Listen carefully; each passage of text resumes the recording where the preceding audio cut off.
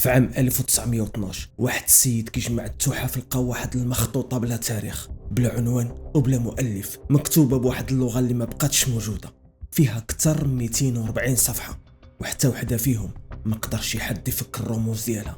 هذا واحد من أكبر الألغاز في القرن وعالم التشفير لمدة أكثر من 100 عام. أحسن خبراء التشفير في العالم حاولوا يقراوه في السبعينات، حتى المخابرات الأمريكية ووكالة الأمن القومي حاولوا حتى هما. جامعات بحال هارفارد وكامبريدج وأكسفورد داروا ليه سكانير وصنفوه. تخصصت عشرات السنين في المحاولات، وآلاف الباحثين ولاو مهووسين به. كاينين منتديات وبلوغات ومجتمعات كامله كيهضروا غير على هذا الكتاب، ودارت اكثر من 80 نظريه على الاصل ديالو. كتاب اللي حتى حد ما قدر يفهم منه ولا كلمه واحده ولا جمله واحده. هذه هي قصه مخطوطه فوينيتش. معكم مصطفى بسيكون.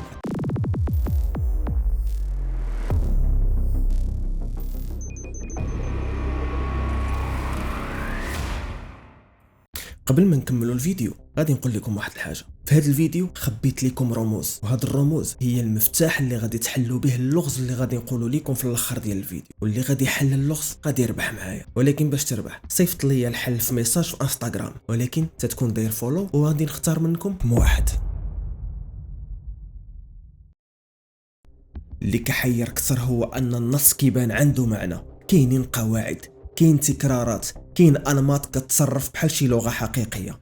الكلمات كيتجمعوا في مجموعات، شي وحدين كيبانوا غير في شي بلايص معينه وشي وحدين كيتعاودوا، ولكن هذا النظام ما كيوصل، ما كيعطينا حتى شي ترجمه. في النظره الاولى مخطوطات فوينيتش كتبان بحال اي كتاب قديم مغلف بالجلد، حتى حاجه مغربه حتى كتحلو. الصفحات ماشي مصنوعه من ورق العادي، مصنوعه من جلد غليظ من النوع اللي كان كيتستعمل قرون هادي. والصفحات ماشي كلها عاديه، شي وحدين كيطلقوا بحال شي خريطه، وكل شي مكتوب بواحد الحبر اللي باقي باينو مقروء واخا داز عليه وقت طويل. ولكن اللي كيفاجئ اكثر هو كيفاش داك الشي منظم ونقي بداك الطريقه. ما كاينش اخطاء، ما كاينش علامات ديال شي حاجه تمسحات، ما كاينش علامات ديال الارتجال. كل سطر، كل رمز، كل رسمه محطوطه بدقه، بحال اللي كتبوا كان مخطط لكل شي من الاول. فيه اكثر من 240 صفحه، واخا كيعتقدوا ان اكثر من 20 صفحه ضاعت. ما عنده حتى علاقه واضحه باي لغه في التاريخ، لا لاتينيه لا عربيه لا يونانيه لا والو. شي رموز كتشبه لشي حد هو كيكتب بخط ميل، وشي وحدين كيفكروك بالارقام، وشي وحدين ما كيفكروك بوالو. واش هي لغه مصطنعه ولا شي لغه كانت وما بقاتش موجوده، ولا يمكن عمرها ما كانت لغه اصلا؟ حدا النص كاينين بزاف ديال الرسومات، ولكن ما كيبان عندهم حتى شي منطق. في عام 1912 ويلفريد فوينيتش بائع كتب بولوني شرى هاد الكتاب في ايطاليا من وسط واحد المجموعه ديال الكتب. كل شيء كان كيبان عادي وطبيعي حتى حلو. من النهار الاول ويلفريد ولا مهووس به، كان متيقن انه لقى مخطوطه سريه، ودوز حياته كامله كيحاول يفك الرموز ديالها، ولكنه ما قدرش حتى يقرب للحل ديال شي وحده. اليوم المخطوطه كاينه في مكتبه بينيكلي في جامعه يال في امريكا، مخزونه في واحد الظروف خاصه وقليل في كيعرضوها للناس، ولكن كاينه نسخه رقميه كامله. القرون هاد الكتاب ما كانش عنده سميه، واليوم كنعرفوه بمخطوطه فوينيتش بسبب ويلفريد. اي حاجه في هاد الكتاب مكتوبه بالدقه والتفاصيل، كل صفحه باين فيها انها عندها هدف وغرض، ولكن المشكل حتى واحد ما فاهم شي حاجه. الاكثر من 100 عام الباحثين والمؤرخين وخبراء التشفير مهووسين بانهم يعرفوا الجواب ديال هاد السؤال. شكون كتب هاد الشيء؟ اول خيط بان بفضل ويلفريد فوينيتش. ملي كان كيفحص المخطوطه بدقه لقى توقيع مخبي في واحد من الصفحات الاولى، بحال الا شي حد حاول يمحيه قرون هادي. الاسم كان جاكوبوس سينابيوس. جاكوبوس كان طبيب ومقطر امبراطوري في المحكمه ديال الامبراطور رودولف الثاني، كان معروف بالمعرفه ديالو في العشوب والطب والكيمياء. الفرضيه كانت واضحه، الا كان الكتاب فيه معرفه نباتيه يقدر يكون كتبو الطبيب بحاله، ولكن هاد النظريه تم الاستبعاد ديالها دغيا. الارجح هو ان الكتاب داز من يدو كجزء من المكتبه ديالو وماشي هو اللي كتبو. النظريه الثانيه جات من رساله تلقات مع المخطوطه، رساله حقيقيه موقعه في عام 1665 من عند يوهانس ماركوس مارسي، بروفيسور في جامعه براغ. الرساله كانت موجهه لواحد العالم سميتو اثناسيوس. في الرساله مارسي كيقول باللي هاد الكتاب كان ديال الامبراطور رودولف الثاني اللي شراه ب 600 دقيه ذهبيه، شي 100,000 دولار دابا، حيت كان كيعتقد ان فيه اسرار الكيمياء. ومارسي كان كيعتقد أن الكاتب هو روجر بيكون، فيلسوف وعالم إنجليزي من القرن 13. المشكلة في هذه النظرية ديال روجر بيكون هي أن الرسومات في المخطوطات كان فيها تفاصيل دقيقة بزاف بحال الخلايا والميكروبات إلى آخره، وهذا الشيء مستحيل يتشاف بلا ميكروسكوب، والميكروسكوب ما تخترع حتى القرن 17، يعني 400 عام من بعد روجر بيكون. من بعد بانت نظرية أخرى. الكتاب هو عمل مبكر ديال ليوناردو دافنشي، الرسومات مرسومة بطريقة ما متقوناش، يعني يقدر يكون دارها شي حد هاوي ماشي محترف.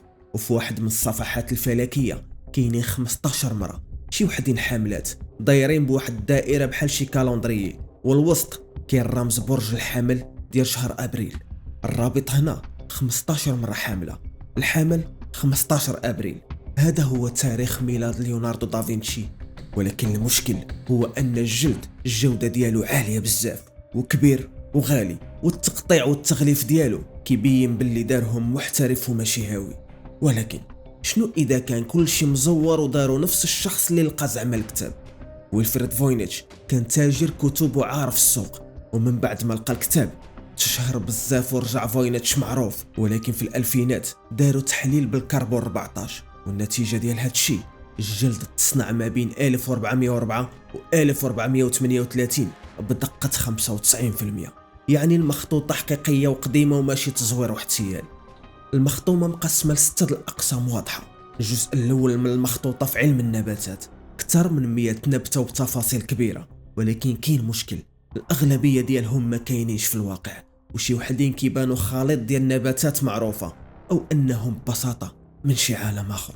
والقسم الآخر ديال الفلك، دوائر وشموس وأقمار وأبراج وخرائط فلكية. كل شي هادشي كيشير لعلم الفلك والتنجيم أو شي حاجة بحال هادشي. وكاين عاوتاني دوك العيالات، عشرات الشخصيات عريانة في وسط سوائل غريبة بلا حتى شي شرح، فقط أجسام والماء. وكاين واحد القسم فيه ميداليات فيها نجوم وأنظمة ومدارات، ومن وراه كترجع النباتات، ولكن هاد المرة مع قراعي وأدوات بحال شي وصفات طبية. في النهاية كاين الرسومات كتختفي وكيبقى غير نصوص بحال تعليمات أو مقادير، وممكن أنه يكون هو الجزء الأكثر أهمية في المخطوطة كاملة. من اللي حسبوا لقوا أن المخطوطة فيها أكثر من 170 حرف، الكتابة كتقرا من اليسار لليمين. كاينين 22 رمز أساسي كيتعاودوا، بعض منهم كيبان بحال الحروف اللاتينية والآخرين كيبانوا بحال الأرقام، وبعض منهم ما كيشبه حتى شي حاجة. ولكن واحد القضية، أن الكتابة كانت كتقرا من اليسار لليمين بحال اللغات الأجنبية الأوروبية. هذا كيدل على حاجة مهمة، أن المؤلف كان عنده نظام غادي عليه وماشي شي رموز عشوائية. ولكن مع هادشي كامل وكتبان أنها حقيقية، راه ما كتشبه لحتى شي لغة أخرى. واش هي شفرة؟ الناس جربوا كل شيء، شفرات قيصر اللي كيبدلوا الحروف، شفرات الكيميائيين، اللغات المخلطة، والو مصدق. الشفرات الحقيقية كتخلي أخطاء، ولكن فوينيتش مثالي ونقي بزاف. ومع ذلك النص كيخضع لقانون إحصائي سميتو قانون زيف. هذا القانون كينطبق على أي لغة بشرية طبيعية. الكلمة الأكثر استعمالا كتكون ضعف ديال الثانية وثلاثة أضعاف ديال الثالثة. فوينيتش كيطبق هذا القانون، وهذا الشيء ما يمكنش يوقع إلا كنتي غير كتخربق وكدير رموز عشوائية. التحليل بين باللي كاينين 2 لغات أو خطوط في المخطوطة. هذا الشيء اللي خلى شي وحدين يقولوا باللي راه أكثر من واحد اللي كتبوا. واش تقدر تكون لغة حقيقية ولكن ما بقاتش موجودة اليوم، بحال الكتابة ديال رونغو في جزيرة القيامة اللي هي لغة حقيقية ولكن ماتوا الناس اللي كيدويو بها وما بقى حد كيفهمها؟ نظرية أخرى قوية جابها باحث سميتو غوردون راغ، قال باللي المخطوطة ما كتعني والو. قال باللي يقدر يكون النص تخلق بواحد الأداة سميتها شبكة كاردانو. هذه طريقة كتمكن أي واحد يصوب نص كيبان بحال اللغة وعنده هيكل وإحصائيات صحيحة، ولكن في الحقيقة هو غير تخربيق ما عنده حتى معنى. هادشي كيفسر علاش ما كاينينش أخطاء في المخطوطة، حيت ما يمكنش تغلط إلا كنتي ما كتعني والو أصلا. لمدة أكثر من 100 عام المخطوطة تحلات حرف بحرف ورمز برمز، واليوم حنا باقيين في نفس النقطة اللي بدا فيها ويلفريد فوينيتش عام 1912، شادين كتاب في يدينا وما قادينش نقراوه. اليوم تا حد ما عارف شكون اللي كتبو ولا علاش حتى كتبو اصلا، وتا حد ما قدر يفك الرموز ديالو، والواقع هو اننا يقدر عمرنا ما غادي نعرفو. دابا جا الدور ديالكم نتوما باش تفكوا اللغز. الفيديو فيه واحد الرمز باش تحلوا هاد المعادله. ها هو اللغز قدامكم. اشنو هو الحل ديال هاد المعادله؟ اللي كان ذكي وعنده قوة الملاحظة غادي يعرف يجاوب دابا. حسب المجموع وهز داك الرقم وطير عندي الانستغرام، دير ابوني وحط الجواب عندي في ميساج وغادي يربح منكم واحد. ونشوفكم بخير.